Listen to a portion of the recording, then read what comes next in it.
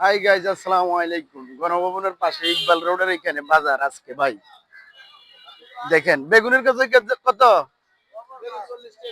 মরিচ, মরিচ 60 টাকা, আর মূলা, মূলা 30 টাকা কেজি। দেখেন 20 টাকাও বেচতেছে সবাই। দেখেন বাজারটা খুবই সুন্দর।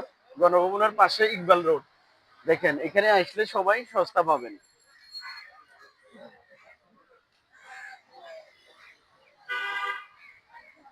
দেখছেন এখানে অনেক সস্তা পাবেন। মোটামুটি এখানে সস্তা আছে, খারাপ না।